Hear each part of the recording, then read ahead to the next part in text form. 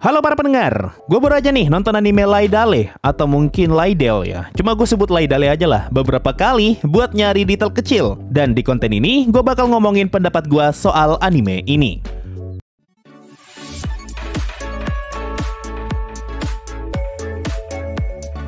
World of Laidale atau Laidale no Daichi Nite ini adalah anime isekai dengan premis di mana si MC terkirim ke dunia lain setelah dia mati ketika sedang bermain game VR. Kurang lebih premisnya mirip seperti arc dari Gaikotsu Kishisama, yaitu si MC terkirim ke isekai sebagai karakter game yang pernah dia mainkan. Cuma bedanya si MC di anime ini yaitu Kaina terkirim ke dunia yang berlatar 200 tahun setelah game yang dia mainkan tutup.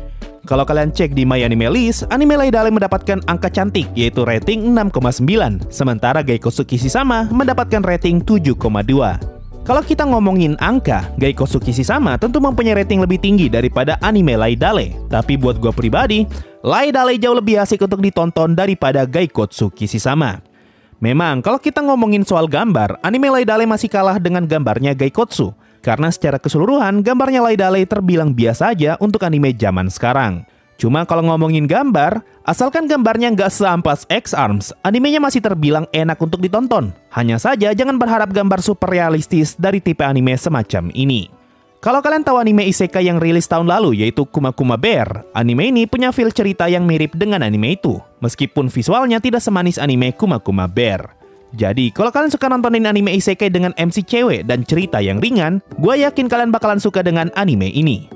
Nah, ini dia satu hal yang gue kurang suka dari tipe anime semacam Gaikotsu Kishisama, karena cerita yang mereka bawakan terbilang berat, tapi eksekusi animenya malah terlihat kurang serius, sehingga hal ini ngebuat ceritanya terkesan cringe. Anime itu mencoba mengambil cerita tentang perdagangan manusia, yaitu ras elf dan beastman. Tapi eksekusi konfliknya dan gambarnya terkesan seperti anime komedi yang terlihat kurang serius. Sehingga topik yang dibawakan animenya jadi tidak terasa berat sama sekali dan jatuhnya malah kelihatan cringe. Berbeda dengan anime Laidale yang ceritanya bisa dibilang sesuai dengan tipe gambarnya. Karena ini bukan anime dengan cerita serius, makanya gambarnya pun dibuat tidak terlalu serius. Sehingga segala macam konflik di dalamnya tidak terasa cringe, karena sesuai dengan apa yang animenya tampilkan. Hal inilah yang ngebuat gue nyaman ketika nonton anime Laidale, dibandingkan ketika gue nonton anime Gaikotsu Kishisama.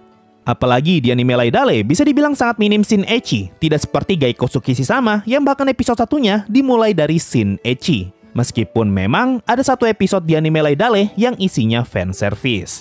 Hal lain yang gue suka dari anime ini adalah kekuatannya si MC, terutama kemampuan Kaina dalam memanggil monster.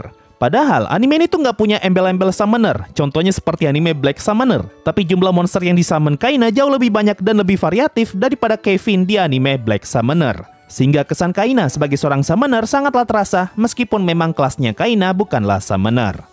Hal lain yang gue suka dari anime ini adalah ceritanya yang ringan tapi punya tujuan. Ini adalah satu hal yang ngebuat banyak cerita isekai jadi terasa hambar, karena si MC tidak punya tujuan selain berpetualang, jalanin quest, dan ngebantu masalah orang lain. Memang, anime Laidale juga sama. Kaina berpetualang ke daerah baru, Kaina pergi ke guild petualang untuk ambil quest, dan Kaina ngebantu masalah orang lain. Tapi yang menarik, dari episode 1, Kaina langsung mempunyai tujuan, yaitu untuk mencari lokasi Guardian Tower dan menghidupkannya kembali. Nah, salah satu alasan terbesar kenapa gue sempat suka baca light novel Isekai Smartphone, karena gue suka dengan ceritanya, di mana salah satu tujuan Toya adalah untuk mencari lokasi 9 reruntuhan Babylon. Persis seperti Kaina yang ingin mencari lokasi 12 Guardian Tower. Meskipun kita memang tidak diberitahu secara jelas manfaat apa yang Kaina dapatkan ketika dia berhasil menghidupkan kembali Guardian Tower. Berbeda dengan Isekai Smartphone yang memang dijelaskan mengenai manfaat dari setiap bangunan yang berhasil Toya temukan. Nah, masih ada satu lagi alasan kenapa gue suka dengan cerita Laidale, karena adanya player lain selain Kaina yang terkirim ke isekai. Jujur ya, gue bukan tipe orang yang suka cerita di mana ada banyak orang yang terkirim ke isekai. Tapi untungnya, anime ini tetap mempertahankan MC sebagai karakter paling menonjol, dan semua player yang lain tidak seberpengaruh Kaina di dalam cerita ini. Sehingga hal ini ngebuat gue betah, dan gue malah suka ngeliat interaksi Kaina dengan para player lain. Selain itu, Laidale juga punya unsur cerita yang mirip seperti Log Horizon, di mana si MC adalah mantan anggota party paling OP dalam sejarah gamenya. Dan hal terakhir yang gue suka dari anime ini adalah komedinya, terutama komedi di episode 3, ketika Scargo lari ke penginapan dan masuk ke dalam kamarnya Kaina, lalu dia kena pukul dan Mai Mai pun datang sambil bawa peti mati.